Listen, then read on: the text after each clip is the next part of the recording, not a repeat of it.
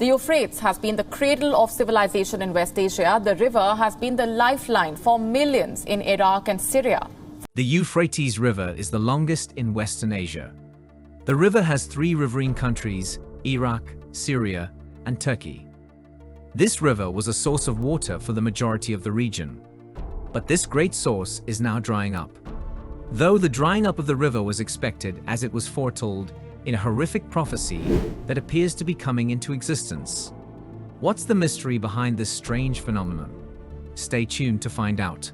Before looking into the beautiful history of the Euphrates River, let us look at the fun facts about this river and how amazing it is. One of the most interesting facts about the river is that it's not formed from just one source, but by the convergence of two amazingly long rivers.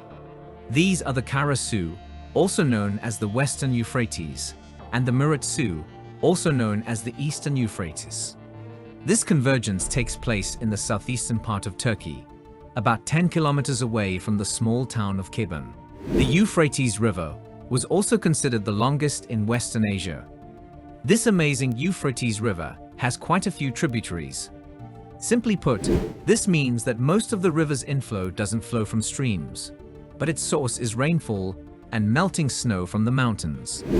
This has led to an irregular rising and falling of the river's water level, with the maximal recorded months being April and May, as most of the snow melts during this time. The first dam of this great Euphrates River was built in the early 20th century. It was designed by a British civil engineer named William Wilcox. Several important dams followed in Iraq in the 1950s. Turkey started capitalizing on the power of the huge water flow of the Euphrates River in the southeastern Anatolia project that enabled the construction of 22 more dams, 14 of which are located on the Euphrates. For thousands of years, the region of the Euphrates basin was occupied by a large number of civilizations. Although people living in this part of the world weren't alone back then, because this region was also occupied by varieties of wild animals. This was noticed because solace on various Neo-Assyrian palaces' wall portrays these animals. Some of these animals include wild boars, grey wolves, the golden jackal, the red fox, the leopard, and the lion. 52 different types of fish, including 34 of the Cyprinidae family, a type of freshwater fish also called the carps of minnows. The Euphrates River still maintains its importance throughout history. The Euphrates River is still as important in the historical region of Mesopotamia as the Nile River has been in the history of Egypt. Irrigation has made the land fertile, resulting in the area's population exploding in ancient history. The importance has even grown, rather than depreciated over the years in modern history, with the construction of more advanced irrigation canals and power stations. The Haditha Dam in Iraq powers the entire Baghdad, while Lake Asad in Syria is one of Aleppo's most important drinking water sources. What is the mystery of the great Euphrates River, and how did it all begin? The Euphrates River runs through the modern-day countries of Turkey, Syria, and Iraq. Ancient civilizations that the river supported included the Sumerians, Mesopotamians, Babylonians, Assyrians, and Persians. The Euphrates is noted in the Christian Bible in the book of Genesis as one of the borders of the Promised Land. It is one of the 4 rivers that flowed from the Garden of Eden. In the Bible, the river is called the Perath. The Euphrates River was one of the 4 rivers that flowed from the Garden of Eden. It is the 4th from the river flowing out of the garden. This river supply led to the first civilization in Sumer. The icon of Gudea, ruler of the ancient city of Lagash that lies between the rivers, is a product of Sumer. A prophecy was discovered in the book of Revelation 2,000 years ago that in the near future, the Potamous Euphrates of the Middle East will dry up in preparation for the Battle of Armageddon. Signs of this prophecy are being noticed, as the once very important river serves as a vital source for the production of food and as a source of water. Furthermore, it serves as a hub for farming, trade, and transport, and is slowly drying up, making it difficult to perform many of its functions. Researchers are keen on their research, and many researchers have discovered in the past that the Euphrates River has had problems with lowering water levels. While some people connect the drying up river as the end of the world, others believe the river is drying up naturally and not because of any previous prophecies. This river holds not just economic value. It also has some historical value. Multiple ancient cities lived along the riverside, including Sippar, Nippur, Shirapak, Mari, Vur, and Ukuk. Water was wealth. It provided fertile agricultural soil for the communities along the river. The Euphrates River was home to a lot of animals, including snakes and other mammals in their sizes. Wildflowers and other plants also made this river their dwelling place. Shrews, river otters, wolves, hedgehogs, and wild pigs. They frequently drink water from the Euphrates River. Different species of local birds also made use of and lived in the Euphrates River. This river is regarded as a significant river in the Christian Bible. And so the reason behind the belief is that when the river dries out, it's a sign that the end is coming. There are no fast solutions to fill the Euphrates River, especially with record low yearly rainfall. The people who live very close to the river might need help as they rely on the river for water and agricultural supplies. The Euphrates cut right through the heart of the ancient city, with thick walls built to protect the region from seasonal flooding. Countries in the Euphrates are all well watered. This waterway was used as a transport medium for crops. Recently, there has been barely enough water to float a canoe. The waterway was barely 100 feet wide, murky green, and sluggish, and the extreme summer heat and absence of rain had reduced it even more than usual. This water that was once pure, clean, and consumable is now dirty, the water level very low, and it is not good for sailing. That was a valid confirmation of a fast-rising crisis. Research carried out by the NASA German government satellite study showed that the Tigris-Euphrates basin is losing groundwater faster than any other place except India. The Euphrates problems begin more than 1,000 miles upstream, near the river's catchment area below the Taurus Mountains in eastern Turkey. In a headlong rush to generate electricity and create arable land, the Turkish government has been on a dam-building boom for 2 generations. In 1974, the Keban Dam was opened on the upper Euphrates. The Ataturk Dam was finished in 1990. The ongoing Southeastern Anatolia project, a $32 billion scheme to build 22 dams and 19 hydroelectric plants on the Tigris and the Euphrates, will eventually provide nearly 1/4 of Turkey's electricity. Syria, meanwhile, built the Tapka Dam upstream from Raqqa in the 1970s and added a few more dams on the Euphrates and its tributaries before the civil war ground development to a halt. Since the Turkish and Syrian dams began operating in the 1970s, the water flow into Iraq has dropped by nearly 2/3. Why is the river drying up so fast at an alarming rate? Lack of rainfall and poor resource management has left communities that depend on the Tigris and Euphrates rivers needing more water to survive. So authorities drained part of the Mosul Dam reservoir in the country's Kurdistan region this January to keep crops from drying out. As it turns out, the decision preserved more than crops. Out of that drained area, an ancient city emerged.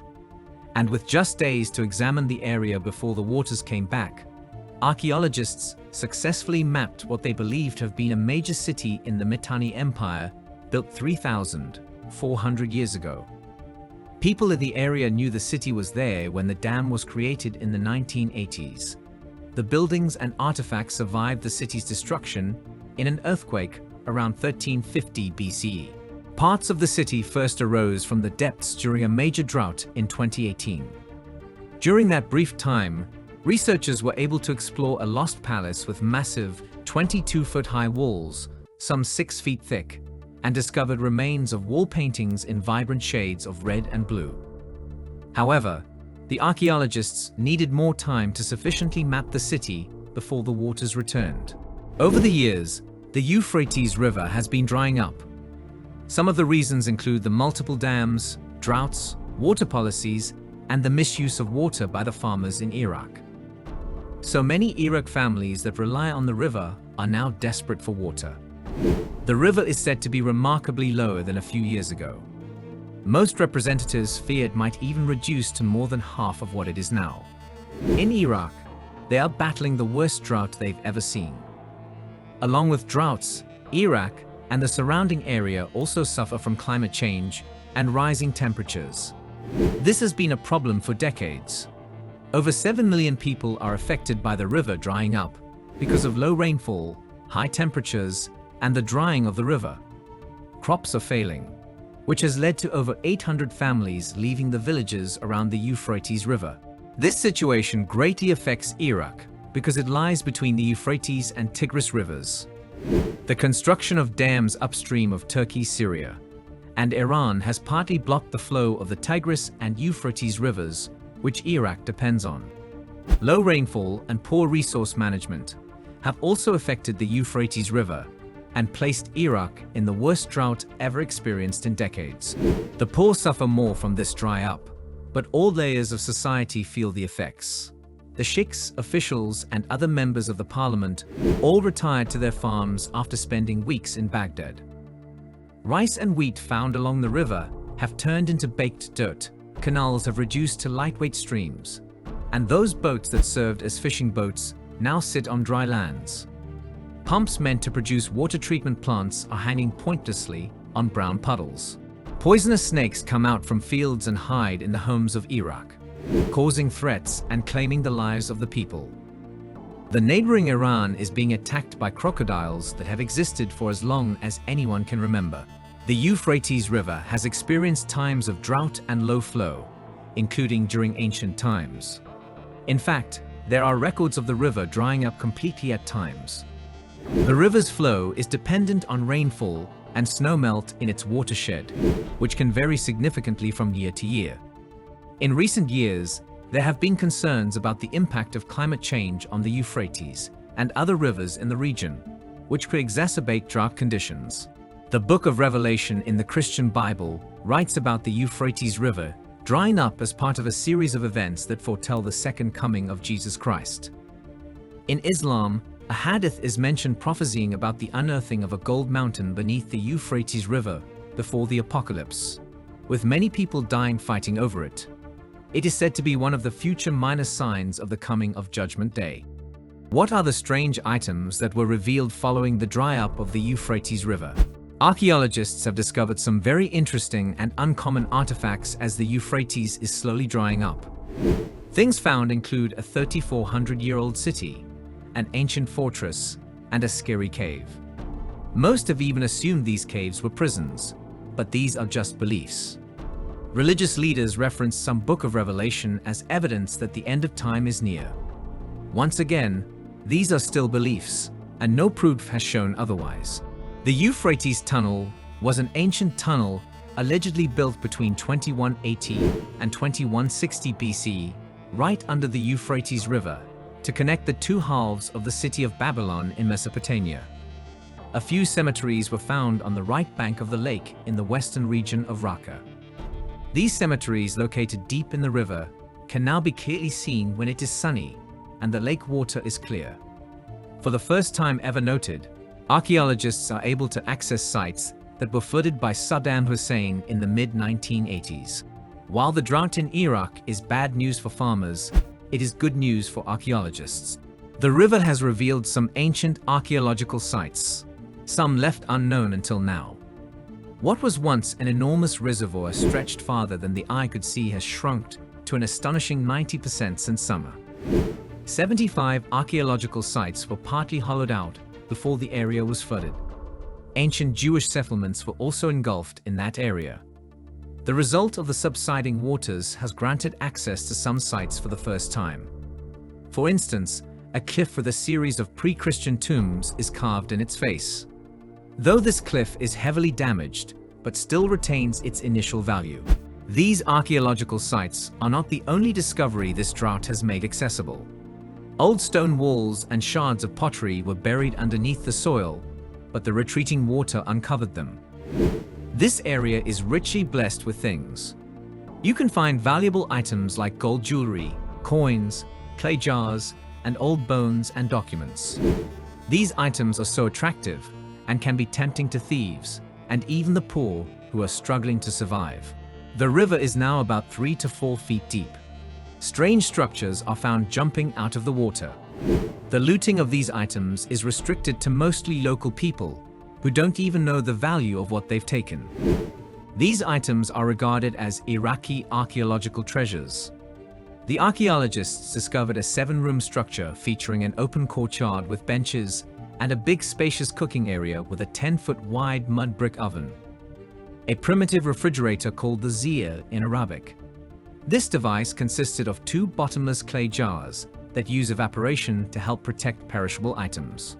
In another room, the same team discovered a large number of conical bowls that were kept, ready to serve food, and jars that the archaeologists assumed contained beer. Although, researchers are trying to find out what was in those jars. Pittman, an archaeologist and anthropologist who was also near east of the curator, said it looked like a kind of McDonald's with food prepared for the fast service. He also had little doubt that beer was served at the tavern, which could have been similar to a company cafeteria serving employees of the pottery-making industry. And if there was beer, then the waitstaff probably served snacks too. Archaeologists have yet to determine for certain what was in the numerous jars at the tavern. However, the vast number of clay stoppers with seals featuring government markings, the ancient Sumerians kept track of goods for tax and quality purposes, indicates that some of them at least contained alcoholic beverages. The Lagash community was once a busy town with a growing commercial district in southern Mesopotamia. It is now regarded today as the cradle of civilization, located around the confluence of the Euphrates and Tigris rivers. Lagash was one of the oldest cities of the early dynastic period, around 2900 to 2350 BC. This Lagash community was founded following the dry-up of the Euphrates River by Iraq archaeologists. Some 5,000 years ago, the ancient city was situated on the Persian Gulf, about 150 miles away today. According to Pittman, Lagash was a community of an estimated 50,000 people that served as the capital and religious center of a state of the same name. Over the past several decades, archaeological digs show that the city was a large manufacturing area for ceramics and other commodities. Before digging at Tel al-Haiba, the Pen and Pisa archaeologists used drone photography, thermal imaging, magnetometry, and microstratigraphic sampling to see what was under the surface. Using these tools, the team detected evidence of man-made objects a few feet below the site. Pittman said they had detected the remains of a kiln at the site. As archaeologists dug down, they found the eatery just below that. What discovery did you find most shocking? What do you find the most surprising? Let us know in the comment section below. Like, comment, subscribe, and remember to share. Stay glued for more.